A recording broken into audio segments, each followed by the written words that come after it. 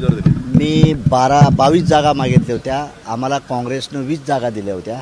पर वंचित आघाडी आल्यानंतर आम्हाला 12 जागा मिळाल्या आणि 12मध्ये आता आम्ही मला वाटतंय 10 ठिकाणी ॲप्लिकेशन भरलेलं आहे. 10 ठिकाणी म्हणजे तुमची यादी फक्त 6 यांची दिसते. नाही, 10ची आहेत. तशी 12 लोक आहेत आमची.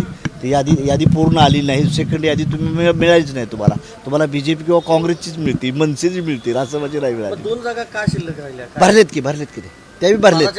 12 एक जागा फक्त भरली गेली नाही आमची. 226ला तो उमेदवार आमचा गेला बी फॉर्म घेऊन ती दौराच बंद करून टाकला. मला असं समजलं मला.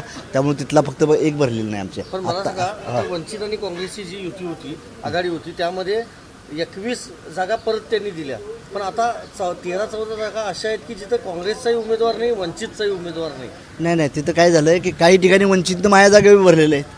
जी मला जागा सोडलेली आहे ती भरलेली आहे काँग्रेस वंचितवाल्यांनी. ती ॲक्च्युली जागा मला काँग्रेसनं सोडलेली आहे. तिथे एका ठिकाणी 133ला माझी सीट विनिंग आहे. तिथंच जागा वंचितनं भरली आहे. मी आता वर्षात आहे 133मध्ये.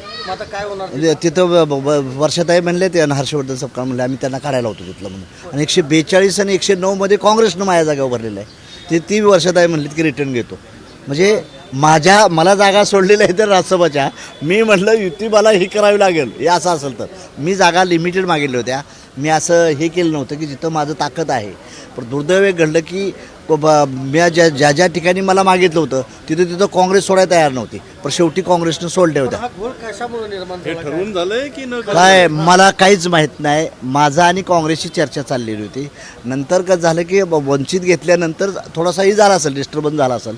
आम्ही म्हटलं काही जागा कमी मिळाल्या तर चालतील, आपल्याला वंचित येते तर बरोबर झालं. आम्हाला पहिलं टार्गेट आहे की BJPला हरवायचं आहे. ह्या दृष्टीनं आम्ही एकत्र तिथं आलतो. त्यामुळं प्रकाश आंबेडकर येत असेल तर स्वागत आहे म्हटलं. म्हणजे मी 10 जागा कमी घेतल्या. त्यामुळे मी म्हटलं स्वतः हर्षवर्धन सपकाळांवर वर्षात यायला म्हटलं की 5-10 जागा कमी झाल्या तर चालतील, आमच्या येऊ द्याले तर. आपल्याला काय करायचं, विनिंग बी बघितलं पाहिजे आपल्याला. या दृष्टीनं आम्ही प्रयत्न केला.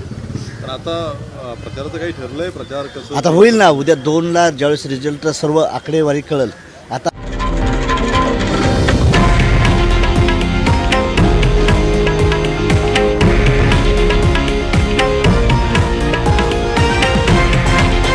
हे आहे देशातील नंबर 1 न्यूज नेटवर्क आणि आपण पाहत आहात TV9 मराठी, एकमेव.